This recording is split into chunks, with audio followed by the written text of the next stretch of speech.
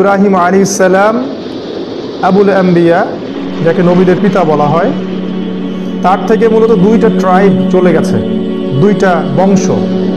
আমরা জানি একটা বংশ হচ্ছে সারা আলাইহিস সালামের গর্ভে ইসহাক আলাইহিস সালাম, ইব্রাহিম আলাইহিস সালাম, তার প্রথম স্ত্রী সারা আলাইহিস সালাম এবং তার গর্ভে যে সন্তান তার নাম ইসহাক আলাইহিস সালাম। তাকে তিনি রেখে আসেন ফিলিস্তিনে, অর্থাৎ জেরুজালেমে। তার আরেকজন স্ত্রী হাজেরা আলাইহিস সালাম, তার গর্ভে জন্ম নেন ইসমাইল আলাইহিস সালাম। তাদেরকে তিনি রেখে আসেন মক্কায়, কাবা ঘরের পাশে। জেরুজালেমে সারা আলাইহিস সালামের গর্ভ থেকে একটা সম্প্রদায় সৃষ্টি হচ্ছে, এদিকে হাজেরা আলাইহিস সালামের গর্ভে ইসমাইল আলাইহিস সালামের বংশ তৈরি হচ্ছে। ইসমাইল আলাইহিস সালামের বংশের সর্বশেষ নবীর নাম মুহাম্মদুর রাসূলুল্লাহ সাল্লাল্লাহু আলাইহি ওয়াসাল্লাম। মূলত এই বংশে বেশি নবী আসেননি। সারা আলাইহিস সালামের গর্ভে যে ইসহাক আলাইহিস সালাম, তাদের বংশেই সবচেয়ে বেশি নবী এসেছেন। একদিকে মক্কা আর একদিকে জেরুজালেম, এই দুইটা শহরকে কেন্দ্র করেই এই বিশ্বের সভ্যতা গড়ে উঠেছে। আজকে আমাদের ইউনিভার্সিটিতে শেখানো হয় সভ্যতা আসছে মূলত পশ্চিম থেকে, অথচ সভ্যতা শুরু হয়েছে নবী দ্বারা, আর মানুষের জ্ঞানের উৎস হচ্ছে আসমানি কিতাব দ্বারা। যাই হোক, ইসহাক আলাইহিস সালামের পরে তার সন্তানের নাম ইয়াকুব আলাইহিস সালাম। ইয়াকুব আলাইহিস সালামের আরেকটা নাম হচ্ছে ইসরাইল। এজন্যই তার বংশধরদেরকে বলা হয় বনু ইসরাইল। কোরআনের যেখানেই হাত দিবেন সেখানেই বনু ইসরাইল, এবং স্পেশালি একটা সূরাই আছে বনু ইসরাইলের সম্পর্কে। আমরা দেখতে পাচ্ছি বনু ইসরাইলের শহর হচ্ছে জেরুজালেম, ওটা তাদের শহর। তো ইসহাক আলাইহিস সালামের বংশ থেকে এরপরে অনেক নবী এসেছেন, লক্ষাধিক, লাখের উপরে। আল্লাহ পাক সবাইকে একটা কমন আদেশ করেছিলেন, একটা কমন অর্ডার, এটা প্রত্যেককেই করা হয়েছিল। সেটা সূরা বনী ইসরাইলের মধ্যে আছে। আল্লাহ পাক বলেছেন, বা'দা আউযু বিল্লাহি মিনাশ শাইতানির রাজীম, ওয়া ইন উদতুম উদুনা, তোমরা যদি অঙ্গীকার পূরণ করো আমিও অঙ্গীকার পূরণ করব। তোমরা আমার সাথে ফেইথফুল থাকো, আমি তোমাদেরকে সম্মানিত করব। পক্ষান্তরে তোমরা যদি আমার আদেশ অমান্য করো, আমি তোমাদেরকে বাইতুল মাকদাস বা জেরুজালেম থেকে বহিষ্কার করব। কমন অর্ডার সবাইকে দেওয়া হয়েছিল, আর প্রতিবারই বনু ইসরাইল এই অর্ডারটা ভঙ্গ করে। এই জন্য আল্লাহ রাব্বুল আলামিন তাদেরকে অনেকবার বাইতুল মাকদাস বা জেরুজালেম থেকে বের করে দিয়েছেন এবং অন্য সম্প্রদায়কে তাদের স্থলাভিষিক্ত করেছেন। ইয়াকুব আলাইহিস সালামের 11 জন সন্তান, তার মধ্যে একজন ছেলের নাম ইউসুফ আলাইহিস সালাম। সূরাতুল ইউসুফ পড়লে আপনারা ডিটেইলস জানতে পারবেন। ইউসুফ আলাইহিস সালামকে তার ভাইরা বিক্রি করে দিল, কুয়ায় ফেলে দিল। সেখান থেকে মিশরের রাজা তাকে কিনে নিলেন। ইউসুফ আলাইহিস সালাম চলে গেলেন মিশর। তাহলে মক্কা মদিনার সাথে আরেকটা শব্দ যোগ হচ্ছে, সেটা হচ্ছে মিশর। মিশরে ইউসুফ আলাইহিস সালাম রাজ পরিবারে লালিত পালিত হতে থাকলেন। এক পর্যায়ে আল্লাহ রাব্বুল আলামিন তাকে জেলখানায় নিয়ে গেলেন, সেখান থেকে আবার বের করলেন, রাষ্ট্র ক্ষমতা দিলেন এবং তিনি তার বাবা মা এবং ভাইদেরকে ফিরিয়ে আনলেন মিশরে। তাহলে বনী ইসরাইল এখন ফিলিস্তিন থেকে মিশরে। মিশরেও একই কাজ, ওয়াইন উদতুম উদনা, যদি আমার আদেশ মেনে চলো সম্মানিত হবে। তারা সেটা করলো না, তারা আল্লাহর আদেশ ভঙ্গ করলো। আল্লাহ পাক তাদেরকে আবারও ফেরাউনের দাসত্বের শৃঙ্খলে আবদ্ধ করলেন। এবার ফেরাউন ওদেরকে টর্চার করতে লাগে, রাষ্ট্রীয় পর্যায় থেকে একেবারেই স্লেভ, দাসের পর্যায়ে। ঘটনার কালচক্রে আল্লাহ রাব্বুল আলামিন দয়া করলেন বনু ইসরাইলের উপরে এবং তাদের কাছে মূসা আলাইহিস সালামকে পাঠালেন। মূসা আলাইহিস সালাম তাদেরকে ফেরাউনের কবল থেকে উদ্ধার করলেন আল্লাহর হুকুমে। ডিটেইলস আপনারা জানেন। তাদেরকে লোহিত সাগর পাড়ি দিতে হলো, তুর পাহাড়ের কাছে তারা আসলেন। আল্লাহ পাক মূসা আলাইহিস সালামের কাছে তাওরাত নাজিল করলেন। আবারও বনু ইসরাইল কিন্তু ঘুরে গেল, দাস থেকে আবার একটা সম্মানিত জায়গায় তারা চলে আসলো। কিন্তু মূসা আলাইহিস সালামের পর তারা তাওরাতটা ফলো করলো না, তাওরাতের কমান্ড যেগুলো ছিল এগুলো তারা ফলো করলো না। মূসা আলাইহিস সালাম তাদেরকে বললেন, আল্লাহ পাক আমাদেরকে ফেরাউনের কবল থেকে নাজাত দিয়েছেন। এখন আমাদের উপর একটা ফরজ বিধান আল্লাহ দিয়েছেন, সেটা হলো জিহাদ, জিহাদ ফি সাবিলিল্লাহ। তিনি তুর পাহাড় থেকে দেখলেন বাইতুল মাকদাস, যেটাকে হোলি ল্যান্ড বলা হয়, পবিত্র ভূমি, সেটা দেখা যাচ্ছে। মুসা আলাইহিস সালাম তার সম্প্রদায়কে বললেন, আল্লাহ পাক আমাদেরকে তাদের বিরুদ্ধে যুদ্ধ করতে বলেছেন। মুসা আলাইহিস সালামের কওম বনু ইসরাইল তারা বলল, আমরা কিভাবে তাদের সাথে যুদ্ধ করতে পারি, তারা তো অনেক শক্তিশালী, তাদের সম্প্রদায়ের নাম আমালেকা সম্প্রদায়, অনেক শক্তিশালী। তাই তারা রিপ্লাই করলেন যে মুসা, তুমি এবং তোমার রব গিয়ে যুদ্ধ করো, ওয়াইন্না হাহুনা কাঈদুন, আমরা এখানে বসে আছি। ইযহাব আনতা ওয়া রাব্বুকা ফাকাতিলা ওয়া ইন্না নাহনু হাহুনা কাঈদুন, তুমি আর তোমার আল্লাহ গিয়ে যুদ্ধ করো, গিয়ে আমরা বনু ইসরাইল এখানে বসে আছি। যখন তারা এইভাবে আল্লাহর বিরুদ্ধাচরণ করলো, জিহাদের কমেন্টটা ফলো করলো না, আল্লাহ পাক আবারও ওদেরকে শাস্তি দিলেন। 40 বছর পর্যন্ত তারা তিহ উপত্যকায় ঘুরতে থাকেন, উদ্বাস্তুর মতো, এখনকার সিরিয়ার মতো, এখনকার রোহিঙ্গাদের মতো, এখনকার কাশ্মীরের মতো ঘুরতে থাকলেন। আল্লাহ পাকের আবারও দয়া হলো। মুসা আলাইহিস সালামের পরে একজন নবী হলেন, তার নাম ইউশা বিন নুন। ইউশা বিন নুন কে বনু ইসরাইল এসে বলল যে আমাদেরকে একজন রাজা নিযুক্ত করুন, আমরা আল্লাহর পথে তার নেতৃত্বে যুদ্ধ করব। ইউশা বিন নুন বললেন, তোমরা কি আবারও আগের ঘটনার পুনরাবৃত্তি ঘটাবে? তারা বলল, না, আমরা এবার যুদ্ধ করব। তো আল্লাহ রাব্বুল আলামিন তালুতকে রাজা হিসেবে নিযুক্ত করলেন, তালুত, যেটা সূরা বাকারায় আছে। এবার বনু ইসরাইল বেঁকে বসলো। তারা বলল, এমন একজনকে রাজা করলেন যে দরিদ্র, যার কোনো সমাজে মান সম্মানই নাই, আর আমরা তো ওর চেয়ে অনেক বেশি সম্পদশালী। অনেকটা আমাদের পলিটিক্যাল লিডারদের মতো কথা আর কি। তারপর তালুতের নেতৃত্বে আল্লাহ পাক বললেন, তালুতকে আমি প্রজ্ঞা দিয়েছি এবং শারীরিক শক্তি দিয়েছি, প্রজ্ঞা দিয়েছি, শারীরিক শক্তি দিয়েছি। দিনে আল্লাহর পথে কাজ করার দুইটা বেসিক জিনিস, ফিজিক্যালি স্ট্রং, যেটা আমাদের নাই, আর প্রজ্ঞা, দুইটা দরকার। তালুত নেতৃত্ব দিলেন। তালুতের যে সেনাবাহিনী, তার মধ্যে একটা বালক ছিল, সেই বালকের নাম দাউদ আলাইহিস সালাম। আর এই দাউদ আলাইহিস সালামের ছোড়া বাটুল, যেটাকে আমরা বলি পাথর, এই পাথরেই অপোজিট যে সেনাপতি জালুত, তার চোখে গিয়ে লাগে। এবং এই ঘটনার পরিপ্রেক্ষিতেই মাত্র 313 কি 17 জন নিয়ে তারা আবারও বাইতুল মাকদাস জয় করল। দাউদ আলাইহিস সালামের এই ভূমিকার কারণে তালুত তাকে উপরের পদমর্যাদা নিয়ে আসলেন, এবং দাউদ আলাইহিস সালাম নবুয়ত পেলেন 40 বছর বয়সে, এবং তার নেতৃত্বে সর্বপ্রথম, ইতিহাসের সর্বপ্রথম জেরুজালেমে ইসলামী স্টেট কায়েম হলো। এর আগ পর্যন্ত এত বড় টেরিটরির মধ্যে কখনো ইসলামিক স্টেট ছিল না। তাহলে ইসলামিক স্টেটের প্রথম আমির বা প্রথম রাজা বা প্রথম নবী হচ্ছেন দাউদ আলাইহিস সালাম।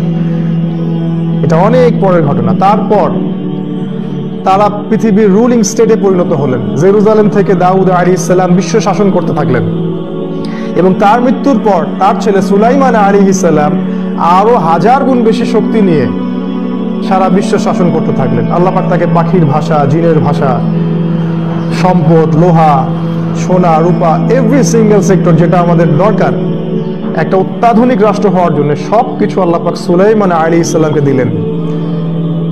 এতটা দিলেন যে আমাদের নবী মুহাম্মদ সাল্লাল্লাহু আলাইহি ওয়াসাল্লাম বলেছেন যে একদিন একটা জিন আমাকে ডিস্টার্ব করছিল, আমি চাইলাম জিনটাকে বেঁধে রাখবো, কিন্তু তখন আমার সুলাইমানের কথা মনে পড়লো, আমার ভাই সুলাইমানের কথা মনে পড়লো। সুলাইমান আলাইহিস সালাম আল্লাহর কাছে দোয়া করেছিলেন, রব্বি হাবলি মুলকান, হে আল্লাহ আমাকে এমন রাজত্ব দান করুন, লা ইয়ানবাগি লিআহাদ, যেটা আপনি আর কখনো কাউকে দেননি। আল্লাহ আমাকে এমন একটা রাজত্ব দিন যেটা আপনি আর কখনো কাউকে দেননি। আল্লাহ পাক সুলাইমান আলাইহিস সালামের এই দোয়া কবুল করেছেন, তাকে এমন রাজত্ব দিয়েছিলেন যেটা আর কাউকে কখনো দেননি। পৃথিবীর ইতিহাসে শেষ পর্যন্ত কেউ এত বড় রাজত্ব পাবে না। কেমন ক্ষমতা? সাবার রানী বিলকিসকে চিঠি পাঠানো হলো, তুমি ইসলাম কবুল করো। সে হাদিয়া বা উপঢৌকন ঘুষ দিল। তিনি জিনকে বললেন, কে আছো ওর সিংহাসন তুলে নিয়ে আসতে পারবে। একজন বলল যে আপনি দাঁড়াতে যতক্ষণ লাগে এতক্ষণ সময়ের মধ্যে সিংহাসন চলে আসবে। আরেকজন বলল যে না, আমি চোখের পলক ফেলানোর আগেই সিংহাসন নিয়ে আসতে পারবো। চোখের পলক পড়ার আগেই সিংহাসন অনেক দূরের একটা স্থান থেকে একটা জড় বস্তুকে আর একটা জায়গায় নিয়ে আসা হলো। এটা হচ্ছে রুলিং স্টেট। এত বড় ক্ষমতা আল্লাহ পাক তাকে দিয়েছিলেন। আজকে আমরা সামান্য ক্ষমতা পেয়ে কত কি না করি। রুলিং স্টেট বলতে যা বোঝায়, এক নির্দেশেই একটা রাজ্যের রাজা বা রানীর সিংহাসন তার সামনে। এটা কি মনে করতেছেন? এখানে একটা কথা, আমার মতামত, এটা আসলে আমি গ্রহণ করতে ফোর্সও করছি না, এটা আমার মতামত, যে পৃথিবীর ইতিহাসে একটা সময় চলে গেছে যখন জড়বস্তু স্থান পরিবর্তন করেছে।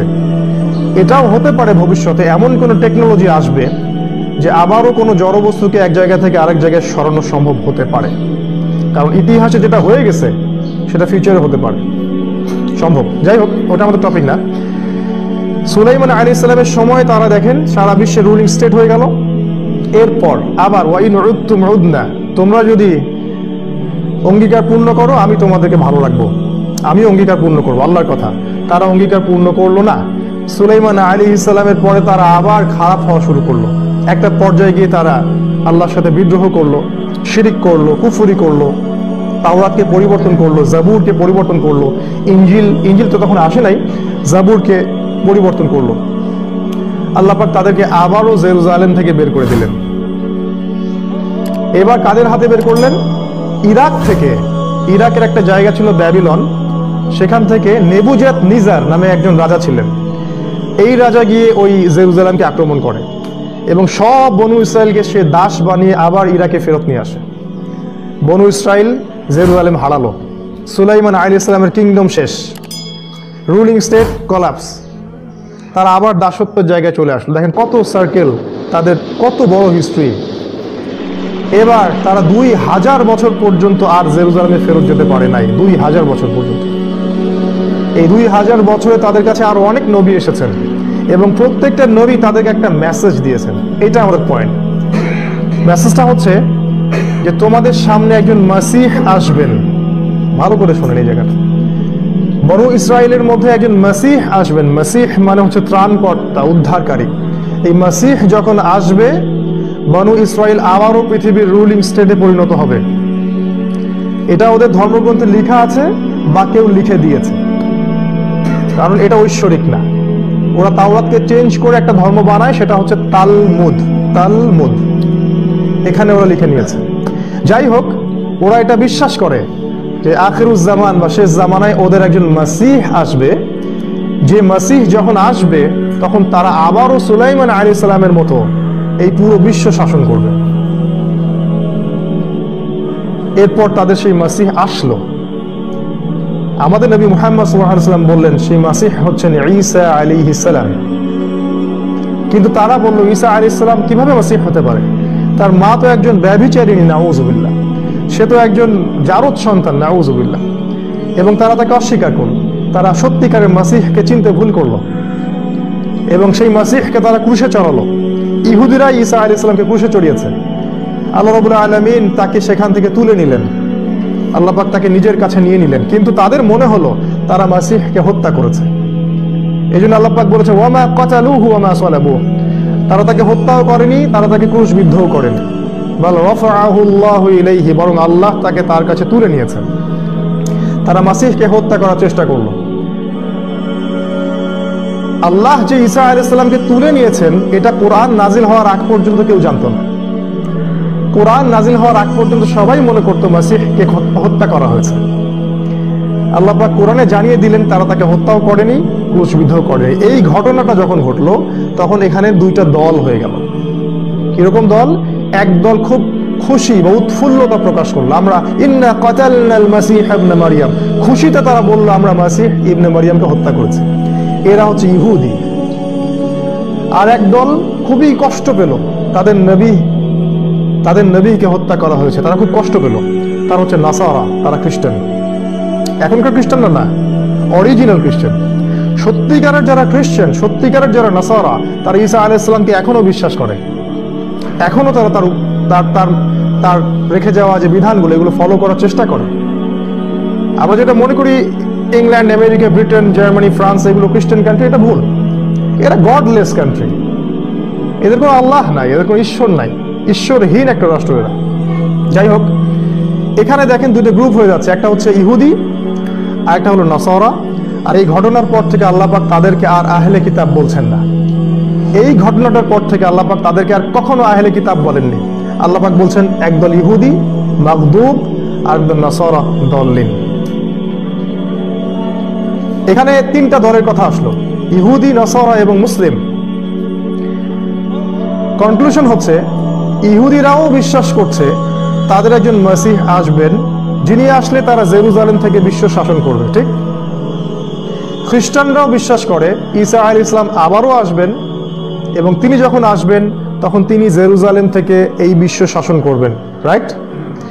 আমরা মুসলিমরা মুহাম্মদ সাল্লাল্লাহু আলাইহি ওয়াসাল্লামের উম্মাহ, আমরাও বিশ্বাস করি যে শেষ জামানায় ঈসা আলাইহিস সালামকে আল্লাহ পাক আবারও পাঠাবেন। ইমামুল মাহদি এবং ঈসা আলাইহিস সালাম মিলে আবারও জেরুজালেম থেকে সারা বিশ্বে ইসলামী স্টেট বা খেলাফত কায়েম করবেন, রাইট? তিনজনের মধ্যে মতের মিল আছে, শুধু ইহুদিদের কনসেপ্টটা আলাদা। কি আলাদা? ইহুদিরা এটা বিশ্বাস করে না সেই মাসিহ ঈসা আলাইহিস সালাম, তারা এখন একজন মাসিহ এর অপেক্ষায় বসে আছে। আর আমাদের নবী মুহাম্মদ সাল্লাল্লাহু আলাইহি ওয়াসাল্লাম বলেছেন জেরুজালেম থেকে শেষ জামানায় একজন ব্যক্তির আবির্ভাব হবে, যে হবে ইহুদি বংশোদ্ভূত, ইহুদি মায়ের সন্তান, কোকড়ানো চুল, স্ট্রংলি বিল্ড, শারীরিক শক্তি অনেক বেশি। সে আকাশ নিয়ন্ত্রণ করবে, সে জলবায়ু নিয়ন্ত্রণ করবে, সে পলিটিক্স নিয়ন্ত্রণ করবে, সে অর্থনীতি নিয়ন্ত্রণ করবে, ভৌগোলিক বিষয় নিয়ন্ত্রণ করবে, মানি নিয়ন্ত্রণ করবে, টাকা, সে খাবার নিয়ন্ত্রণ করবে, সে ফ্লাই করবে, সে ডান হাতে জান্নাত নিয়ে ঘুরবে, বাম হাতে জাহান্নাম নিয়ে ঘুরবে, সে মহামারী ছড়াবে। এইগুলো রাসূল বলে গেছেন এবং তিনি বলেছেন এও মাসিহ, কিন্তু এ হচ্ছে মাসিহুদ দাজ্জাল, মিথ্যা মাসিহ, প্রতারক মাসিহ। তারাও মাসিহ ওয়েট করছে, আমরাও মাসিহের জন্য ওয়েট করছি, খ্রিস্টানরাও মাসিহের জন্য ওয়েট করছে, কিন্তু এমন একজন মাসিহের কথা রাসূল বলে গেলেন যিনি ঈসা আলাইহিস সালামের মতো নন। তিনি প্রতারক, মিথ্যাবাদী। রাসূল বললেন 40 দিন সে বিশ্ব শাসন করবে এবং বিশ্বের আনাচে কানাচে প্রতিটা জায়গায় এসে তার ত্রাস চালাবে। যে ব্যক্তি তার আদর্শ মেনে নিবে সে তাকে প্রোগ্রেস দিবে, উন্নতি, অগ্রগতি। আর যারা বা যে জাতি তার বিরুদ্ধাচরণ করবে, তাকে দাজ্জাল বলে চিনতে পারবে, সে তাদেরকে দুর্ভিক্ষ দিবে, ধ্বংস করে দিবে, অর্থনীতি ধ্বংস করে দিবে, সামরিক আগ্রাসন চালাবে, সবই করবে। আপনি কি এখন ডটস গুলো মিলাতে পারছেন? দাজ্জাল শব্দের অর্থ প্রতারক, মিথ্যাবাদী। এই সম্পর্কে রাসূল সাল্লাল্লাহু আলাইহি ওয়াসাল্লাম বলেছেন এমন কোন নবী নেই যিনি তার কওমকে মাসিহুদ দাজ্জাল সম্পর্কে সতর্ক করেননি। হিস্ট্রি শুরু থেকে শেষ পর্যন্ত এর চেয়ে বড় কোনো ফিতনা কখনো দেখা দিবে না। এমনকি না আমাদের নবী মুহাম্মদ সাল্লাল্লাহু আলাইহি ওয়াসাল্লাম প্রতি রাকাত সালাতে আল্লাহর কাছে আশ্রয় চাইতেন, আল্লাহুম্মা ইন্নী আউযু বিকা মিন ফিতনাতিল মাসিহিদ দাজ্জাল।